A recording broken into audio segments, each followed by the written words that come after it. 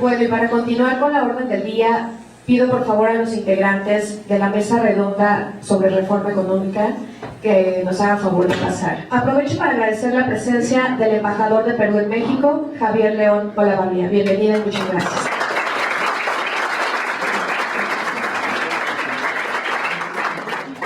Mientras van tomando sus lugares, haré una semblanza acerca del moderador de esta mesa, Alfredo Trujillo Betanzos. Es corredor público 65 de la plaza correspondiente a la Ciudad de México y socio director de la firma Trujillo Betanzos y Asociados S.C. Es director editorial de la editorial TVYa SADCB y director de la revista de Correduría Pública. Realizó los estudios correspondientes a la carrera de Derecho en la Escuela Libre de Derecho. Tiene el grado de especialista en Derecho Empresarial por la Universidad Nacional Autónoma de México. Ha realizado estudios de posgrado en México y España, resaltando la especialidad en Derecho Civil y Mercantil en el Colegio de Notarios del Distrito Federal, el Seminario de Telecomunicaciones y Derecho en la Internet por la Universidad Antonio de Nebrija, así como los estudios de doctorado en Derecho Empresarial en la Universidad Complutense de Madrid. Es maestro en Evaluación Inmobiliaria Industrial por el Instituto Tecnológico de la Construcción, dependiente de la Cámara Nacional de la Industria de la Construcción. Ha sido conferencista en diversos temas relacionados con el derecho mercantil en instituciones como la Escuela Libre de Derecho, la Asociación Nacional de Abogados de Empresa, ANADE, la Barra Mexicana Colegio de Abogados, el Instituto de Investigaciones Jurídicas en la Universidad Nacional Autónoma de México, el Colegio Mexicano de Abogados, AC. Es autor de artículos publicados en diversas revistas, como la Revista de Investigaciones Jurídicas de la Escuela Libre de Derecho, El Mundo del Abogado, El Foro y la Barra, entre otras. Bienvenidos.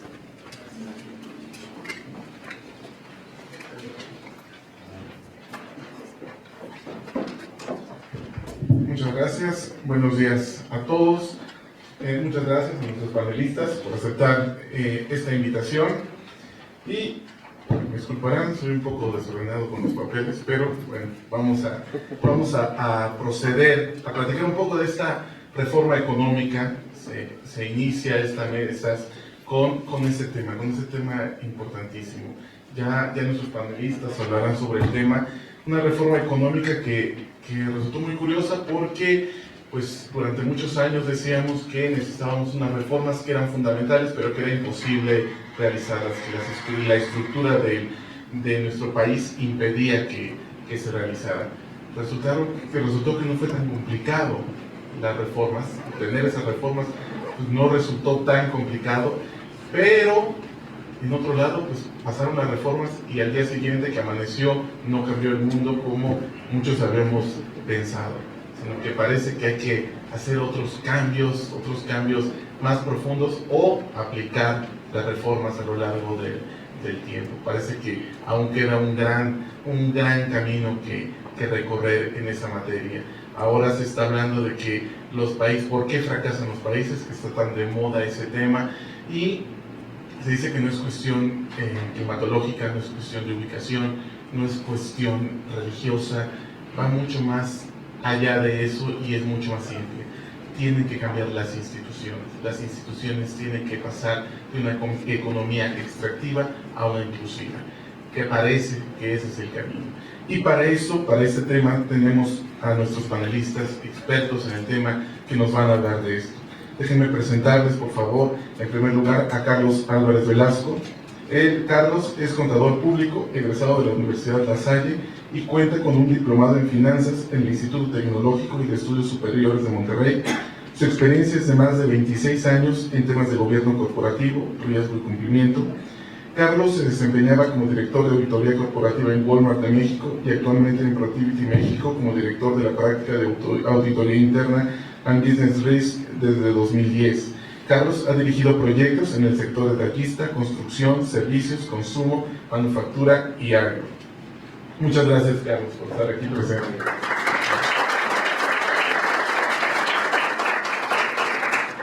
También nos acompaña Desiderio Morales Pérez, él es licenciado en Economía por la Universidad Autónoma de Nuevo León, trabajó en el periódico El Norte, fue director adjunto, estuvo en la sección de negocios, colaboró en la fundación del periódico de Reforma en la Ciudad de México y en 1997 fundó Opinión Pública, Marketing e Imagen, que realiza una institución que realiza estudios de opinión y encuestas. Ha participado en diversos foros relacionados con economía, estudios de investigación y consultoría política. Desiderio, muchísimas gracias por acompañarnos.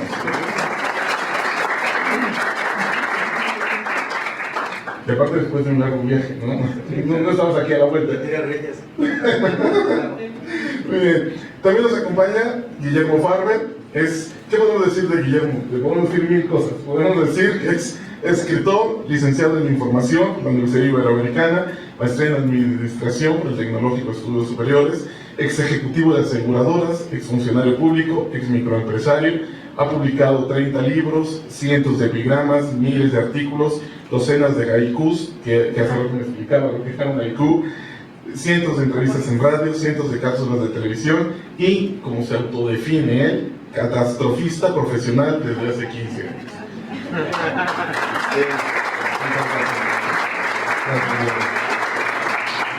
Bueno, pues después de que he presentado este panel, que verán que estamos hablando de personas en verdad expertos en el tema, pues quisiera cederles la palabra y quisiera que empezaran. Carlos, si gustas empezar. Muchas gracias a SLTV y a la Canaco por invitarnos. Creo que este es un tema sumamente interesante y a la vez se ha vuelto complejo porque han sido tantas las reformas que son tantos los frentes, son tantos los detalles y que para una pyme, para una pequeña empresa, pues no es fácil identificar por dónde podría verse beneficiada o afectada tan rápido, ¿no? En nuestra opinión, consideramos sobre todo que la especialidad son los riesgos, que las reformas por el momento no han tenido un impacto pues positivo en la economía. De hecho, cerramos con un crecimiento del 1.1 el año pasado, y ya ahorita incluso Banco de México, otras instituciones financieras han hecho ajustes a la baja de 3.9 hasta en estos últimos días a 3. Entonces, pues eso resulta no muy halagador, por lo menos para este año. Entonces, creo que el tema fiscal es el principal tema que sí nos está afectando a todos, y en especial a las pequeñas y medianas empresas que pues eran clasificadas por la Secretaría de Hacienda como repecos, y que recientemente surge el RIF, el régimen de incorporación fiscal, a donde estas empresas pues ahora la ventaja que está planteado así por la reforma es que ya pueden facturar electrónicamente, ya pueden otorgar una factura, y que antes no lo podían hacer. Sin embargo, este tema pues es un tema, en mi opinión, recaudatorio, porque pues simplemente están subiendo a alrededor de 2 millones de contribuyentes que antes pues no eran muy fiscalizados, ahora los están subiendo a un régimen ya de ley, digámoslo así, con todas sus letras, y que bueno, pues tendrán que llevar ya también recibos de nómina electrónicos, y pronto tendrán que subir su contabilidad también electrónicamente. Entonces todos esos temas en un principio, pues ahorita para el tema de factura electrónica Hacienda les da 20 facturas al mes, pero pues no sé qué tanto una papelería emitirá 20 facturas en un mes, y si no, pues tendrán que salir a buscar a algún proveedor que les venda facturas, y así se va haciendo complejo el tema, ¿no? Que aparentemente podría ser una ventaja, pues porque más bien le lleva algunos riesgos, sobre todo porque algunos proveedores de factura electrónica pues están cobrando precios pues, que muchas veces para una pyme pues no es tan fácil solventar. Entonces he escuchado precios hasta de 7,000 pesos por 500 facturas, se me hace una barbaridad. Entonces sí es un tema que las pymes tienen que analizar con cuidado, tienen que acercarse a la Canaco y asesorarse, porque si no pues pueden incurrir en costos innecesarios y que les hace más compleja la situación, ¿no? Creo que otros temas fiscales que pues sí preocupan es el tema de que aun cuando este primer año las pymes no van a pagar impuestos, porque pues, es el primer año en que pasarán al RIF, que si en los primeros meses del año siguiente omiten alguna cuestión, pues irán a dar a las famosas listas, ¿no? A las famosas listas negras, en donde pues están ventilando a todos aquellos que tienen créditos fiscales, a personas no localizadas, o que hayan sido condonados en algún crédito. Entonces, si estas pymes pues caen en un incumplimiento en enero de 2015, pues inmediatamente van a ir a dar a esos listados, en donde pues aparentemente no hay forma de defenderse si por error fuiste a dar a esos listados. Y pronto también viene el buzón fiscal, entonces una pyme va a tener que estar lista para estar vigilando si tienen algún aviso ahí en ese buzón fiscal, porque si no lo atiendes, los plazos comienzan a correr y entonces puedes caer en algún tema de no haber atendido el requerimiento, ¿no? Entonces, creo que sí hay varios riesgos que las pymes tienen que controlar, que cuidar, pues para no caer en esos detalles administrativos fiscales que, bueno, pues sí los pudieran afectar, ¿no?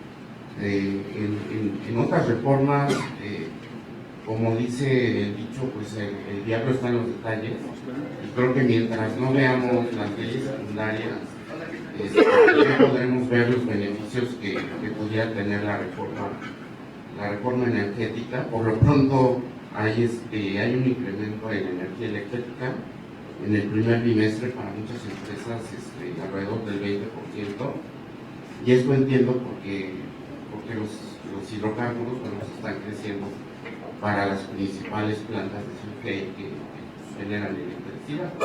Entonces, pues aquí viene otro impacto para la pyme, que sobre todo si tienen algún proceso fabril sencillo, pues vienen incrementos en esa parte, totalmente lo contrario a lo que se ha venido diciendo, de que la reforma pues va a provocar un beneficio para los mexicanos, en el sentido de disminuir los costos de gas, luz y todo esto, ¿no?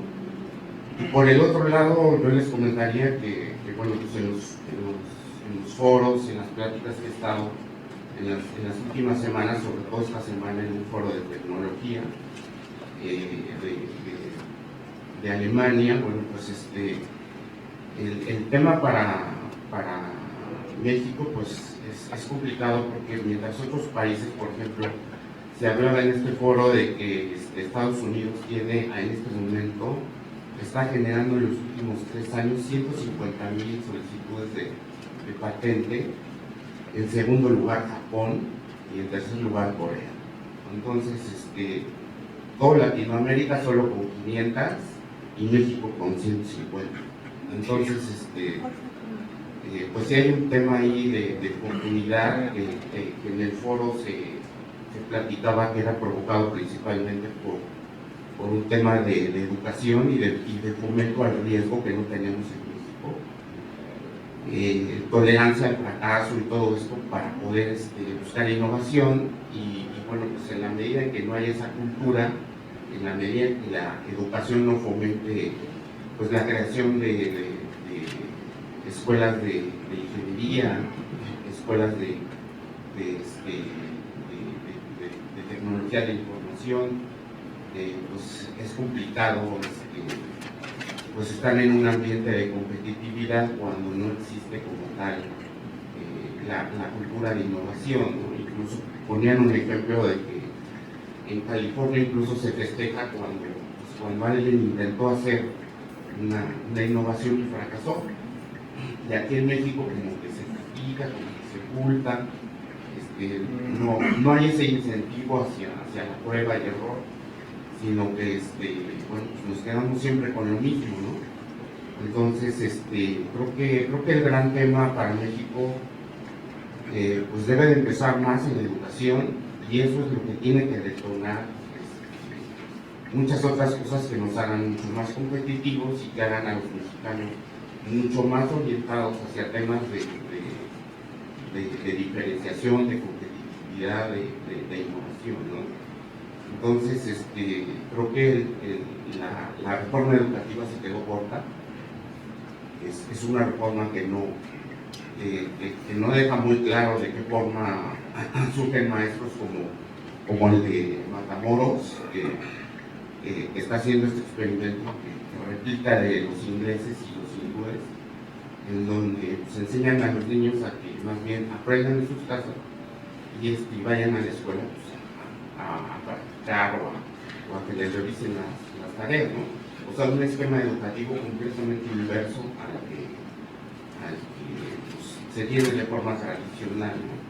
Entonces, una chica una jovencita como la que salió en la portada de esta revista americana, pues no veo que se replique, ¿no? O sea, en mi opinión está la reforma educativa pues muy corta, ¿no? Nos dejó mucho que desear, y maestros como ese de Matamoros pues quisiéramos que estuvieran en toda la República, y pues con iniciativa, con búsqueda de innovación, con esa tendencia, pues no se ve claro dónde están ese tipo de maestros, ¿no? Retomando un poco lo de la reforma energética, bueno, pues así como está planteada y lo que hemos escuchado, pues parece muy positiva, pero yo creo que pues, a menos de 5 años se ve poco palpable que los beneficios estén en México. Creo que pues, las leyes secundarias nos dejarán ver un poquito más acerca de los beneficios de esa reforma, pero en un principio leía yo que pues, el precio del gas es un precio de referencia, entonces pues no veo así como que cómo se baje de pronto si el precio pues, es un precio que se maneja a nivel mundial, ¿no? Entonces es un commodity, ¿no? Entonces pues es complejo, y mientras los americanos ya descubrieron en una de sus tantas innovaciones una forma de perforar pozos de forma horizontal en lugar de vertical, y pues se van a convertir en el primer productor de gas de todo el mundo, incluso por encima de países árabes, Venezuela, Rusia, porque pues, buscan formas nuevas y distintas de hacer las cosas, ¿no? Entonces, yo el mensaje que creo que es importante mandar para todas las pymes es buscar una forma distinta de hacer las cosas, y no pensar que como siempre hemos hecho las cosas pues van a seguir funcionando. O sea, hoy hay que buscar formas nuevas de diseñar nuestros productos, nuestros servicios, nuestras actividades, porque bueno, pues no podemos seguir igual, ¿no? Hoy tienen retos, tienen mucha normatividad que nos regula, que nos hace compleja la actividad empresarial. Entonces, bueno, pues, tenemos que buscar alternativas. Estoy también en un foro de Maquila, en donde pues, la principal preocupación es el tema de la certificación. Por ahí puede haber algunas oportunidades para pymes, pero tienen que certificarse. Y pues ya sabes, sacaron hasta 3 niveles, ¿no? El de VIP, AA, A y todo esto. Y bueno, pues nuevamente se nota que hay un tema de fiscalización, porque el principal tema es que le están pidiendo a la maquiladora que vaya y certifique toda su cadena de abasto para que a su vez sus proveedores pues, se encuentren en orden, ¿no? Perfecto. Bueno, pues Carlos, agradecemos tu participación. Entonces podríamos decir que si no apostamos en innovación y competitividad, podemos tener las mejores leyes del mundo, pero no sirve de nada. Exactamente, ese es el mensaje que yo mando. Hay que buscar formas distintas de hacer las cosas y estar listos con todo el cumplimiento normativo, pues ya lo tenemos aquí, ¿no? Entonces, muy bien, Carlos, pues muchas gracias. Y ahora le pediría a Desiderio que nos haces tus comentarios al respecto. Muy buenos días a todos ustedes. Más que nada, para mí es un honor participar en este proyecto que cumple un año, que sigan los éxitos como le van marcando. Yo creo que no tengo dudas de eso, ¿no? A mí me gustaría hacer énfasis en lo que viene siendo la reforma energética. Evidentemente, yo creo que es la madre de todas las reformas, ¿no? Es la reforma que incorpora, que vamos a decir, genera las expectativas más importantes para resolver problemas seculares que tiene el país, ¿no? Bueno, anoto 2 o 3. Uno, pues somos una economía premoderna, ha sido un viejo anhelo, ¿no? Desde que nos constituimos como nación. Somos una economía con altos niveles de pobreza, somos una economía poco competitiva, somos una economía que genera poco bienestar para la población. Los indicadores de bienestar medidos a través de parámetros como por ejemplo el ingreso por habitante, pues revelan un estancamiento. Lo primero que llama la atención de las reformas es que se hayan hecho. Es una cosa simple, pero no por eso no significativa. Y esto porque, como lo comentaba Carlos muy bien, desde hace ya más de 2 décadas había la necesidad, los expertos de todo el mundo estaban hablando de que a México urgía un conjunto de reformas para modernizar la economía y resolver estos problemas seculares que estamos comentando. Evidentemente, esta generación de reformas coincide con un nuevo partido en el poder, con el PRI, y eso, vamos a decir, aceleró las expectativas. Desde luego que el PRI, es un hecho, reveló capacidad de operación política. Entonces, en sí mismo, de entrada, puede decirse que eso está bien. ¿Por qué? Porque se hizo. Ahora, la gran pregunta es si eso va a servir. Y la respuesta no es tan simple, porque aquí, digamos que las reformas pueden convertirse en una caja de Pandora. Falta todavía que salga en el sombrerito, ¿verdad? Ahora bien, en cuanto a la reforma energética, lo primero que yo anotaría es que no hay hilo negro. Evidentemente, Pemex atraviesa por una situación compleja, crítica, por una serie de problemas estructurales, anoto varios. Bueno, realmente no tiene la capacidad para explorar en aguas profundas. Los patrones de explotación están cambiando, sencillamente no cuenta con la tecnología. Entonces ese es un hecho. Pemex tampoco tiene dinero, o sea, y no tanto porque no genere, porque como alguna vez mencionaba por ahí un comentarista hace mucho tiempo, es el padrino rico, aunque no tan rico, de la economía mexicana. Realmente aporta la tercera parte de los ingresos presupuestales, y yo creo que contribuye fácil, no sé, con el 10% de la generación del PIB en el país. Pero su capacidad de inversión luce bastante exigua, bastante extenuada. En la parte del gas, donde hay mantos muy importantes, tampoco con la tecnología que ahora comentaba Carlos, se popularizaron en Estados Unidos para extraer petróleo a través de piedra llamada lutita, lo que ha generado una controversia muy importante por los posibles efectos ambientales. Y por otra parte, en el sector energético en el sector eléctrico tampoco tiene la capacidad para poder generar energía a precios competitivos. Veía ayer, por ejemplo, el site de la Presidencia de la República, y ahí se comentaba que los precios, pese a que En el caso de México, bueno, es la Comisión Federal de Electricidad es una compañía monopólica, evidentemente. Los precios están 25% por encima de los Estados Unidos. Entonces, no hay hilo negro. Ahora bien, quisiera hacer algunos comentarios muy genéricos en relación a las reformas a la Constitución, que realmente lo que reflejan es una nueva visión del Estado en materia energética. Yo creo que es el cambio estructural más importante de la economía mexicana, seguramente desde la expropiación petrolera, algunos otros que son relevantes en las últimas décadas, como por ejemplo, bueno, primero la expropiación del petróleo, luego después el retorno, perdón, la expropiación de los bancos, luego el retorno de los bancos a manos del sector privado, pero esta sin duda es el cambio de visión más importante. Se cambiaron 3 artículos, el 25, el 27 y el 28, y en esencia lo que se está planteando aquí es de que bueno, pues aquí hay un ícono que puede arribar, que es el de don Lázaro Cárdenas, ¿verdad?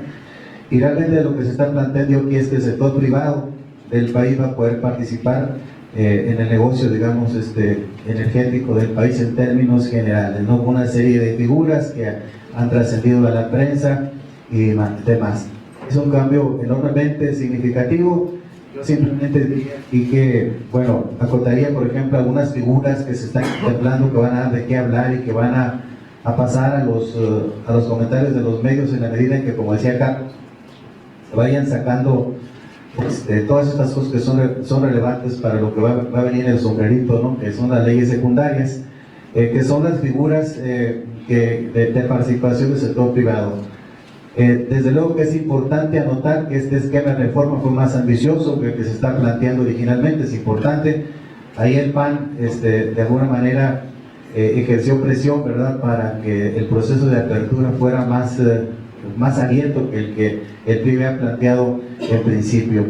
Hay esquemas de licencias donde es el esquema más amplio, donde las empresas del sector privado van a poder ahora sí que hacer de todo, participar en la producción y en la explotación del petróleo y generar rentas a Pemex. Hay esquemas de producción y actividad compartida donde participan ya de manera conjunta, bilateral, por una parte la empresa extranjera o nacional y por otra parte Pemex, y entonces comparten ganancias. Y hay esquemas de contratos donde, como en cualquier situación de una empresa, pues sencillamente se contrata por un servicio específico a alguien a una empresa por un servicio X. Entonces estos esquemas van a dar mucho de qué hablar y iremos conociendo los detalles a través de las leyes secundarias. Ahora bien, aquí, bueno, también es importante considerar en la parte eléctrica, porque no se habla mucho de eso, se ha hablado mucho, se ha enfatizado mucho en la parte, ¿cómo se dice?, del sector energético, pero en la parte eléctrica, donde ya había habido un proceso de apertura incipiente, ahora sí que en la última década, ya las empresas, por ejemplo, tenían la capacidad, algunas, sobre todo las grandes, para generar energía para su propio consumo. Ahora se da más manga ancha a esa figura. Se permite también que las empresas puedan participar en la distribución del fluido eléctrico, es decir, de pasar de la energía de un punto a otro punto, y sobre todo se abre también la posibilidad de poder vender electricidad. Entonces se presume que en ese sentido va a haber más competencia. Igual en el caso de la reforma energética, los artículos transitorios que están planteados en el decreto que se publicó abre la posibilidad de que haya gasolineras, ¿verdad? O sea, que haya venta al público de parte de empresas extranjeras. Ahora, me gustaría nada más acotar varias cosas así por encima que me parecen relevantes. Lo primero de todo este asunto es que es decisiva, crucial y significativa la manera y la forma como se plantean las leyes secundarias. La verdadera batalla de esta guerra se está dando ahorita, entonces es muy importante, o sea, que para el país, para la sociedad, para las pequeñas empresas, evidentemente, que las características de estas leyes secundarias sean las ideales para el país. ¿En qué sentido? Bueno, primero que nada, que estas leyes secundarias promuevan realmente la competencia, porque ese es un aspecto importante. Segundo, que establezcan un marco normatorio adecuado, ¿verdad?, para la participación de las empresas extranjeras en el país, dado los antecedentes que tuvimos antes del 38, cuando el general Lázaro Cárdenas tuvo que expropiar el petróleo. Es decir, me parece que el debate que ha habido acerca de si México pierde o no pierde soberanía petrolera es un debate, ahora sí que decimonónico, ¿no? Es un debate que está fuera de contexto completamente, ¿no? La verdad de las cosas, si uno lee por encima el decreto expropiatorio, el decreto que se planteó de las reformas, de la reforma energética, está claro que el Estado mantiene la soberanía sobre el suelo, sobre el petróleo. Aquí el punto importante es que una cosa es la soberanía, desde ese punto de vista, otra cosa es el usufructo, otra cosa es las leyes, normas y los procedimientos que tengan las empresas para poder, ahora sí que acogerse a los lineamientos que establezca el Estado a través de la normatividad. Ese es el riesgo. Y aquí yo nada más señalo que, como dice por ahí el dicho, cuando el río suena es que agua lleva. De hecho, en el país es importante acotarlo, ha habido procesos, vamos a decir, de apertura y procesos de reformas que han abortado.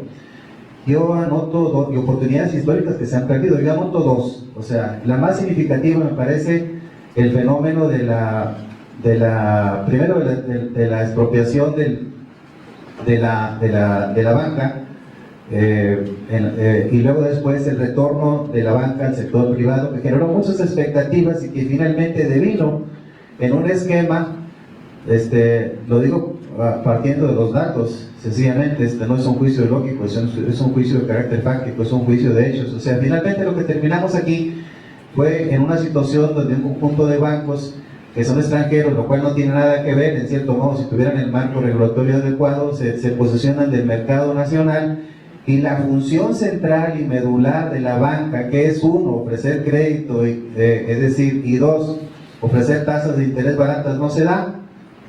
¿Va a pasar eso en el sector energético, sí o no? Esa es la gran pregunta. Esa es la gran pregunta, si se va a promover o no se va a promover la competitividad. El otro punto que también remite a este juicio es el siguiente. México es el país, digamos que de los países que más oportunidades históricas ha perdido. Recuerdo ahorita, por ejemplo, el agua de la Plata el siglo pasado, y por supuesto el derroche y la corrupción, porque eso es un hecho que se generó con el auge petrolero en la época de López Portillo, ¿sí? Que ha sido el peor presidente de México en ese sentido. Entonces, aquí el punto nada más es si los planteamientos en la práctica que se van a dar con la reforma energética van a evitar que se cometan esos errores. Y aquí también hay que decirlo con todas las letras, hay otro problema medular, secular, que yo creo que ha sido uno de los problemas más importantes, ignorados, por cierto, por estudiosos del país, que por lo general plantean cosas inmersas de nacionalismo y cosas así. Pero hablo del peso que tienen en este país tan enorme los poderes fácticos, ¿sí me explico? Es decir, del peso tan significativo que tienen en ciertas industrias como las telecomunicaciones, ¿verdad? En los sindicatos, ¿sí? En la banca, los jugadores. Finalmente, el asunto central, promover el bienestar, tiene que ver con la competencia, si acaso, y la competitividad. Se va a dar en la reforma energética, se va a dar en la reforma de las telecomunicaciones, se va a dar en la reforma educativa. Vamos a tener una educación competitiva. El otro día leí un libro de Oppenheimer, Andrés Oppenheimer, y él planteaba que en países como Indonesia, incluso como China y demás, ¿cómo se llama? Las instituciones educativas como Harvard y Yale pueden poner negocios, ¿me explico? ¿Por qué no aceptarlo en México, por ejemplo? ¿Sí me explico? Cosas así, ese tipo de programa fundamental es la competencia. Acoto dos cosas nada más ahí sencillas. Una, bueno, yo me dedico, entre otras cosas, a los estudios de opinión, y me ha llamado mucho la atención porque incluso hemos hecho en la empresa algunas encuestas telefónicas nacionales, y bueno, compañías como colegas como Consulta Mitowski, como Parametrian han hecho lo mismo. Y entonces llama la atención que entre la tercera parte y el 50% de los mexicanos están en desacuerdo con la reforma energética. ¿Por qué? Bueno, el asunto es complejo, ¿verdad? Porque tiene que ver con el predominio vamos a decir, de ciertos partidos, como por ejemplo, bueno, la izquierda, ¿verdad?, que de alguna manera ha contaminado este ambiente. Perdón, discúlpame, si pudiéramos concluir porque nos están cortando. Sí, ya, dos nada más. Entonces, el punto aquí nada más es ese, es decir, que la gente tiene desconfianza porque en los instrumentos, en los antecedentes de la banca no ha habido esta competitividad. Por último, dos cosas: la imagen del presidente. Ayer sacó Consulta Amistosa una encuesta donde habla de que el 51% de los mexicanos desaprueban al presidente y el 48% lo aprueban. Hay un problema. Dos puntos finales para terminar: el timing. Estas reformas, en particular energética, van a tener un impacto, y los expertos lo dicen, es el consenso abrumador en los siguientes 4 o 5 años, no ahorita. Ahora bien, por último, mi mensaje principal: el presidente Peña Nieto y esta administración tienen ante sí un predicamento. Una de dos: o se convierten realmente en el reformador que genere beneficios para el país, o nuevamente vamos a enfrentarnos con una situación de oportunidades perdidas. Muchas gracias. Muchas gracias. Gracias, presidente. Guillermo, ahora le pediríamos tu opinión. Bueno, en primer lugar, muchas gracias, Alejandro, por invitarme. Y una cosa que no dijiste: lo que soy aprendí de todo y maestro de nada. Eso me da la ventaja de opinar de todo sin comprometerme con ninguna cosa. Y es lo que voy a hacer ahora. Primero, lo que tengo que decir es que discrepo de casi todo lo que se ha dicho aquí. A ver si me acuerdo de algunas cosas, de mis muchas discrepancias. Por ejemplo, ¿por qué fracasan los países? Se han elaborado un montón de teorías del clima, de la alimentación, de las religiones, de los recursos naturales, de muchísimas cosas. Pero la que más me convence a mí es que los países fracasan porque tienen gobiernos ineficientes. ¿Y qué es un gobierno ineficiente? Casi todos los gobiernos son ineficientes. O sea, un gobierno que crece un poquito más de lo que debes ver es ineficiente. Y el gobierno mexicano es muy ineficiente. El gringo es más ineficiente todavía, pero no estamos hablando de eso. Estamos hablando de la obesidad gubernamental. Son parásitos. Viven de nuestros impuestos, viven de nuestros pagos de la deuda que ellos contrajeron para pagarla antes de tiempo, o sea, de sus déficits. Esa historia es muy conocida y la hemos discutido muchísimas veces. En este caso concreto, lo que yo pienso, Carlos lo dijo, pero lo dijo muy suavemente, yo lo diré más crudamente. La reforma fiscal es terrorista, no es solamente incómoda, o sea, es un horror.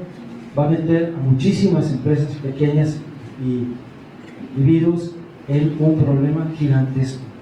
Muchos vamos, porque me incluyo en eso, pues a tronar, jubilados o no, empleados o no, microempresarios o no. Es tanta la carga de operación y de pagos que hay que hacer. O sea, yo vivía feliz e indocumentado, como dice García Márquez, y he tenido que contratar primero, hace años, un contador. Yo hacía mis declaraciones simples, sencillitas. Se complicaron más que tuve que contratar un contador, como muchos ciudadanos mexicanos no han tenido que hacer. Ahora he tenido que contratar, yo vivía con mi despacho, con mi computadora y nada más.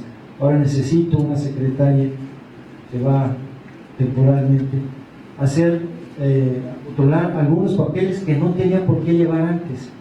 Y ahora peor todavía, porque el fisco te va a dar avisos que si tú no atiendes, te lleva el tren. Entonces, ¿de qué estamos hablando?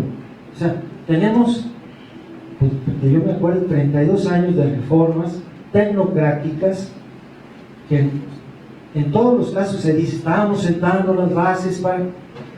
y sí, y ya tiene 32 años sentando bases y no acabamos de despegar. O sea, ¿de qué se trata? ¿De qué estamos hablando?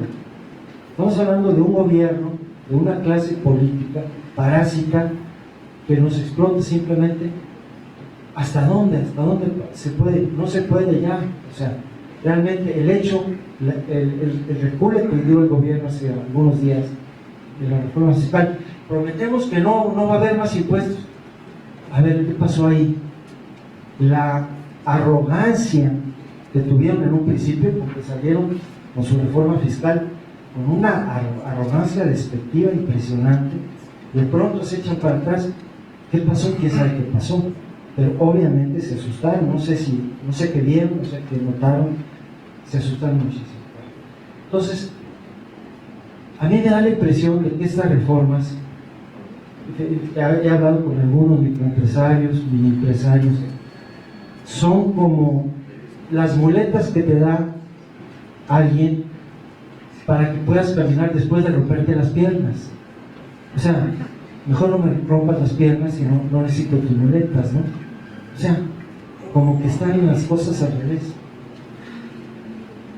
La micro, mini y mediana empresa, aparte de la pequeña empresa. Tú me dijiste que, sí, yo me defino como catastrofista. Yo no sabía, tengo 20 años de hecho. El primer libro que leí sobre teoría monetaria, yo no tenía ni idea de qué era eso, pero ni idea, ni mis mundos eran otros, la cultura, la literatura, en fin. Jamás se me ocurrió leer algo sobre teoría monetaria, economía. Era como el sexo de los moluscos en África, o sea, realmente absurdo para mí.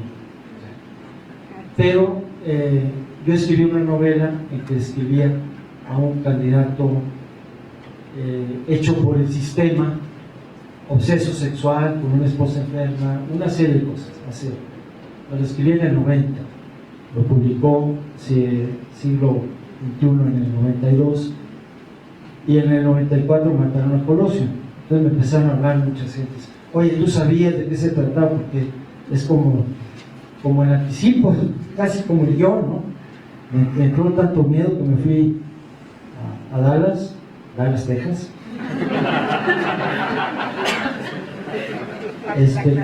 con unos amigos, a pasar 2 semanas por el miedo de que estaba intervenido, como están todos intervenidos los periodistas desde hace siempre, hemos estado.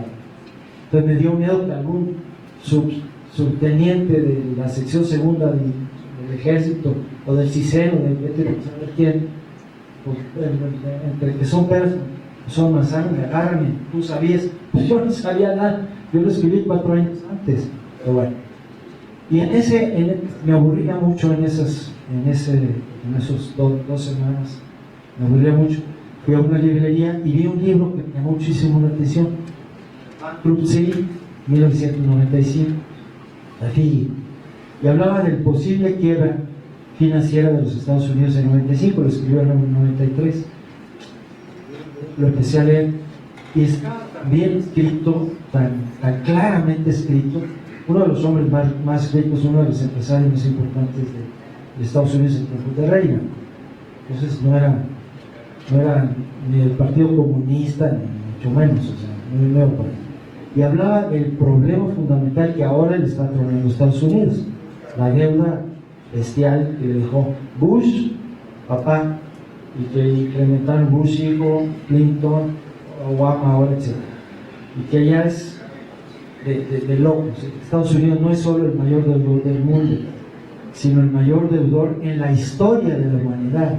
O sea, no hay manera de que Estados Unidos pague siquiera los intereses de una deuda espeluznante y un déficit en los fondos de pensiones y demás que llega a una. Entonces, a partir de eso me volví catastrofista y desde entonces estoy leyendo prácticamente diario,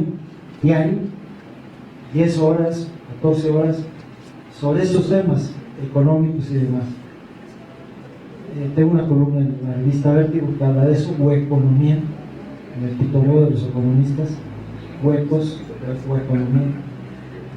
y hablo precisamente de eso, muy suavecito, porque si digo todo lo que leo, yo no pienso nada, yo no me repito, o sea, no soy ningún original, simplemente hay muchísima información en la internet, que bueno que la están usando ahora, que te dan una imagen mucho más verdadera de lo que está pasando.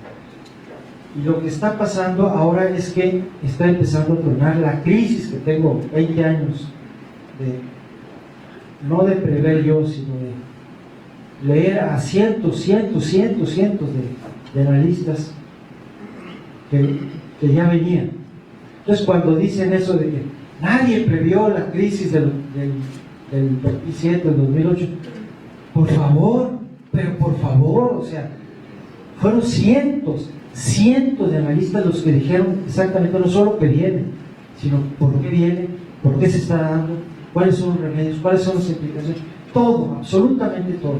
Pero esa gente, los analistas financieros, que no se ven más que entre sí mismos, no quieren ver lo que existe, porque esos alarmas, esas alertas tienen 20 años o más, porque yo me subí hace 20 años, pero tenían muchísimo más. Bueno, ahora hay más, ahora hay miles de gente que dicen lo que está empezando a dar. Bueno, lo que está empezando a darse es una mega crisis como nunca ha existido en la historia de la humanidad, un mega colapso financiero. Y lo que va a pasar en ese mega colapso financiero es que las cosas se van a tener que hacer de un modo diferente. Por ejemplo, otra de mis discrepancias con la reforma energética. La reforma energética para mí es como la discusión que se dio en Estados Unidos. Se daban discusiones sobre si era mejor un fuete de 15 centímetros o uno de 20 centímetros para azotar mejor el caballo y que agarrara más velocidad. No tenía que, digo, era absurdo. Ya estaban empezando a ver automóviles, o sea, meterle más o menos velocidad, o más o menos eficiencia a la transportación por caballos, eras fundamentalmente idiota, imbécil. Entonces, eso de reforma energética para reformar un sistema profundamente sucio, contaminante, ineficiente, que es el petróleo, que son los cables. O sea, existe Tesla, Nikolai Tesla.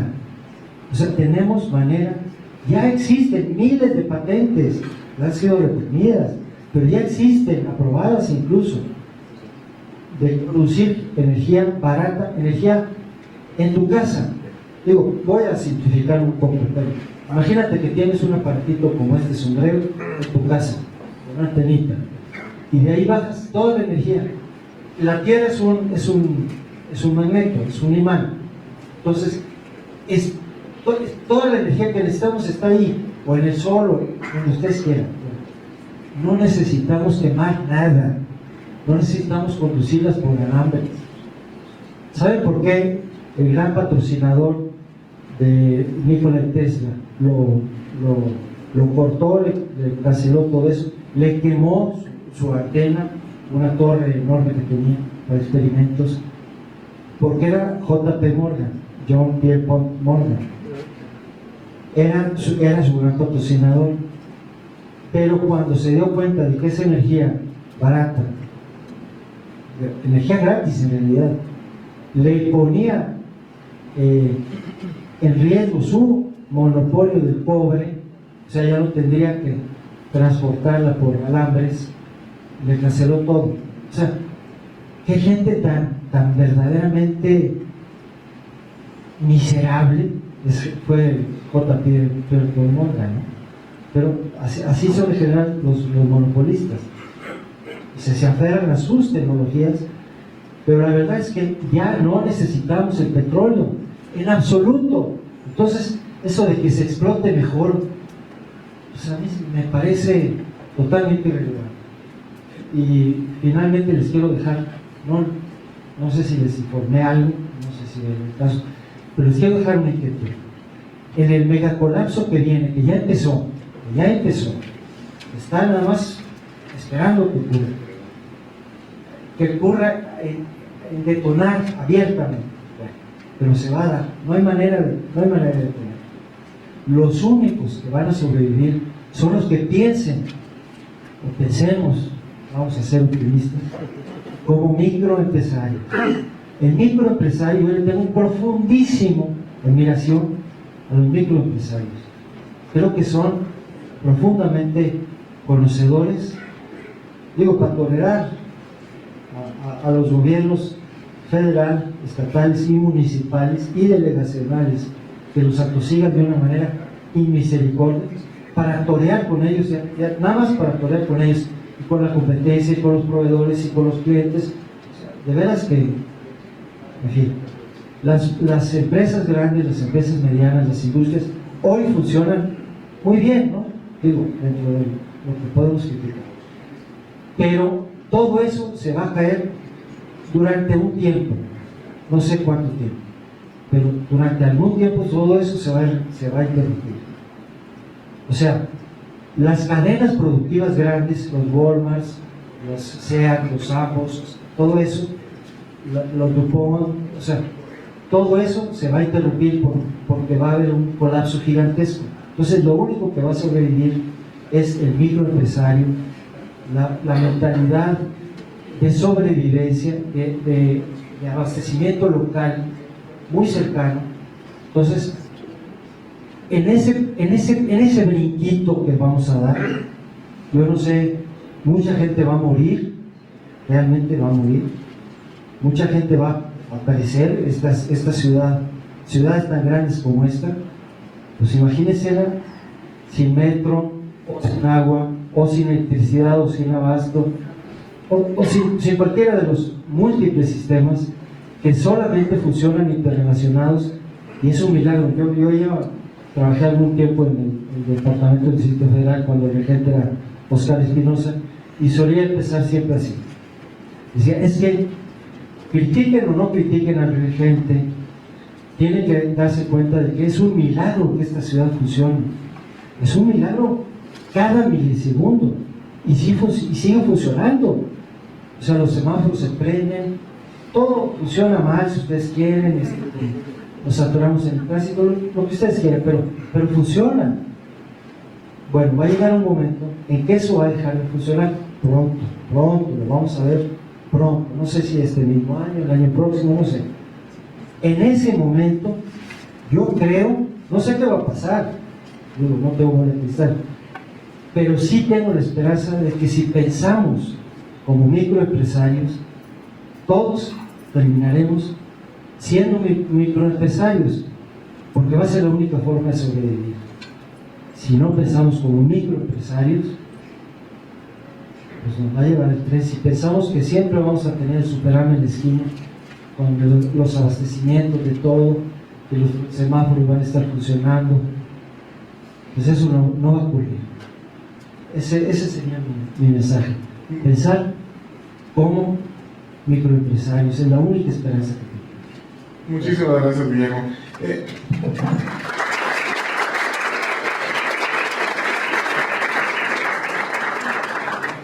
Ahora les pediría a los panelistas, por favor, el formato que tenemos, si pudieran hablar en unos 3 minutos su conclusión sobre esas reformas.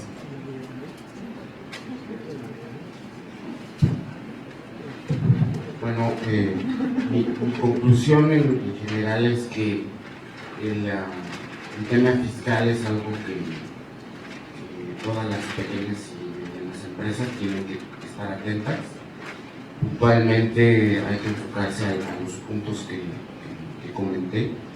Por ahí hay un punto que creo que se me pasó, pero es el tema de recursos de procedencia ilícita. Ese no es un tema financiero, es un tema fiscal. Entonces tiene que tener mucho cuidado de ejecutar los avisos que proceden, incluso el más sencillo, que es el de arrendamiento, tiene un límite. Entonces, cuando estemos ejecutando un arrendamiento, pues hay que tener cuidado con eso, porque ese es un tema fiscal que hay que subir al sitio que creó el grupo de especial de Hacienda. sobre asuntos relacionados a esto. Y bueno, pues buscar tecnología. Yo coincido completamente en que hay muchas fuentes de energía que no necesariamente están relacionadas con los hidrocarburos. Los paneles solares se me hace un tema muy interesante en el que las pymes pueden acercarse. Tengo un amigo que tiene una imprenta y bueno, pues se acercó a poner un proveedor de paneles solares y puede lograr un ahorro del 60% de lo que hoy está pagando a CFE. Entonces yo creo que las micros y pequeñas empresas deben acercarse hacia esa parte, que es como decía yo en el momento que me tocó, que son temas de innovación, son temas de ver las cosas de forma distinta y de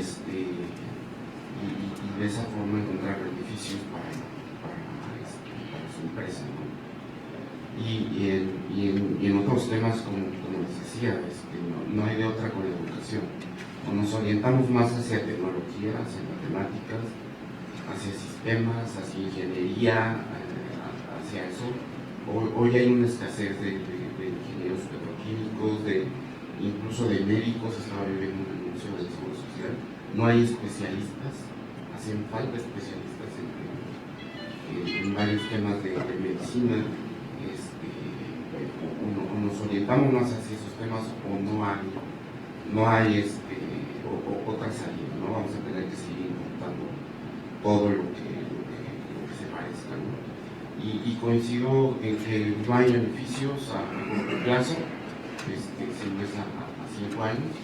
El índice de confianza del consumidor está en su peor nivel, cayó al 84.5, entonces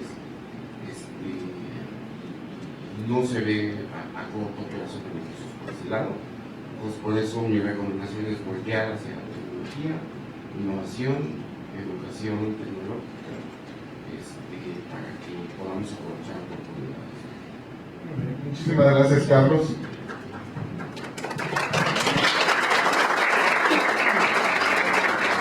Bueno, yo diría que hay que ver las reformas en conjunto, ¿sí?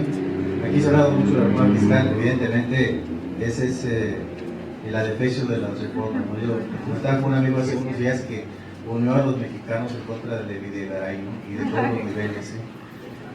A ver, y evidentemente va a tener impactos, está teniendo impactos negativos en la economía. Recientemente, en la encuesta esta que les comenté de consulta Mitowski, que salió publicada ayer, cuando le preguntan a la gente qué ha disgustado de Peña, el 5% dice que los impuestos. Y como decimos, los que hacemos impuestos, percepción es realidad. Ok, aborda esas situaciones y distorsiones de la reforma fiscal el sentido general de las reformas. No lo podemos saber.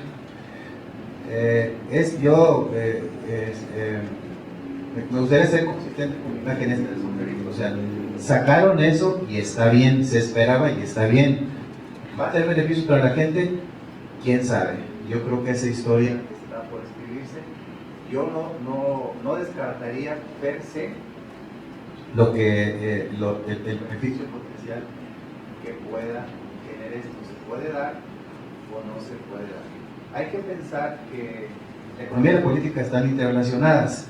Entonces, yo estoy seguro que los planeadores y estrategas del PRI están pensando qué va a pasar el año que entra en las elecciones y están pensando también si después otros 3 años más van a continuar en el poder, y a pesar de que se están dando una serie de cambios muy importantes en los esquemas, vamos a decir, de operación política, me parece que sí temen la posibilidad de que en un momento dado la población, es decir, mantenga estos patrones, ¿cómo se llama?, desconfianza. Ahora, como acotaba Alejandro, evidentemente aquí hay 2 temas, uno de mucho fondo, ¿no?, que es el gran tema, que es el tema de la crisis internacional. Ahí está, ¿verdad? Se puede dar, sí.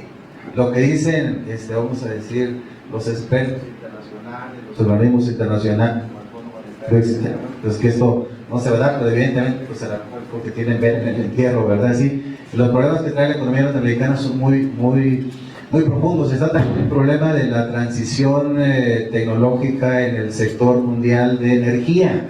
Sí, yo creo que este proceso de sustitución tecnológica en países como Japón, como Alemania, no solamente con la energía solar, sino con la energía nuclear, ya se está dando, pero me parece que lo que dicen los estudios internacionales es que las fuentes, vamos a decir, tradicionales de energía, muchas que están basadas en el petróleo, tienen todavía algo de juego en las siguientes 2 décadas. ¿El país está preparado para esa transición energética? No, como no está preparado para toda una serie de cosas. Yo, con el conocimiento de la historia de los últimos 20 años y con la idea que tengo del sistema político mexicano, evidentemente sí hay una dosis de desconfianza, pero sí tengo que decir que yo no soy del PRI, del PAN y del PRD, no creo en los partidos políticos, pero puede ser que esto tenga consecuencias por estas razones que comento, y lo veremos pues en los siguientes años. Ese era mi comentario. Muchas gracias. Yo terminaría diciendo que creo profundamente, creo que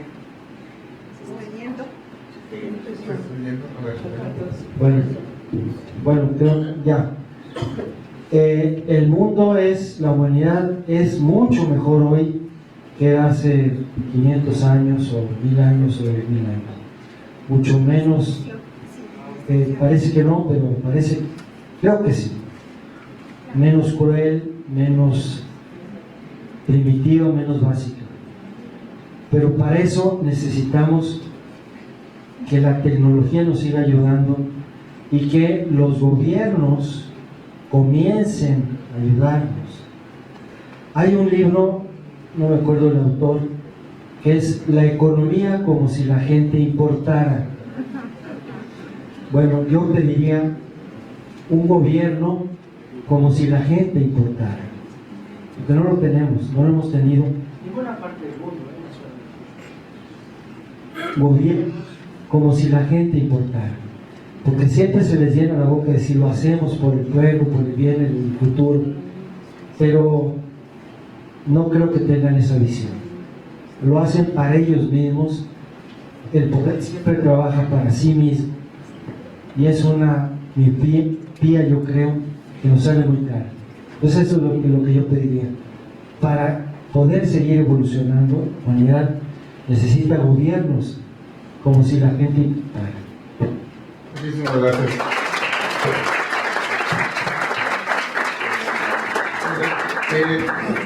Si nos iban a pasar unas preguntas para nuestros panelistas.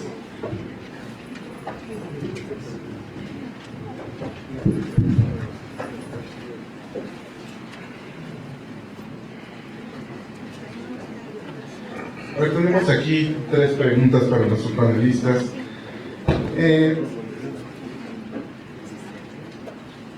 Para Guillermo Farber, si las reformas no son las que se tenían que hacer, ¿qué se tiene que hacer frente a los retos económicos actuales como si la gente importara? Bueno, por lo pronto, de veras, abrir los ojos al interés general. Claro, estoy soñando a lo mejor, pero no tanto a los intereses creados, porque obviamente, imagínense la cantidad de intereses creados mundiales, globales, que hay respecto al petróleo, por ejemplo, por decir algo. O sea, de Rockefeller para abajo, British Petroleum, lo que ustedes quieran, la trama de intereses alrededor del petróleo, el seguir explotando el petróleo, aunque sea a través de fracking, esa tecnología que es un desastre para el medio ambiente, es un desastre, destruye las tierras, es verdaderamente destructiva, pero eso sí va a producir petróleo que antes no se puede sacar. Pues sí, pero ¿a qué costo? No a costo directo, a costo ambiental. Pero eso no lo ven nada más los intereses de las petroleras, de la explotación de una tecnología básicamente superada hace muchísimo tiempo. Entonces, pues a lo mejor estoy soñando, las reformas que deberían hacerse, pues a lo mejor son las reformas que no es posible hacer. Y muchos dicen, bien dicho, que la política es el arte de lo posible, a lo mejor estoy pidiendo imposibles, ¿no? Muchas gracias, Guillermo. Por cuestión de tiempo no podemos hacer todas las preguntas, pero tenemos sus correos electrónicos, se harán llegar las preguntas a los panelistas y ellos les responderán. Pues no me queda más que agradecer su tiempo, agradecer su disposición para esta mesa. Creo que ha sido bastante ilustrativo la manera de pensar de cada uno de nuestros panelistas. Muchísimas gracias.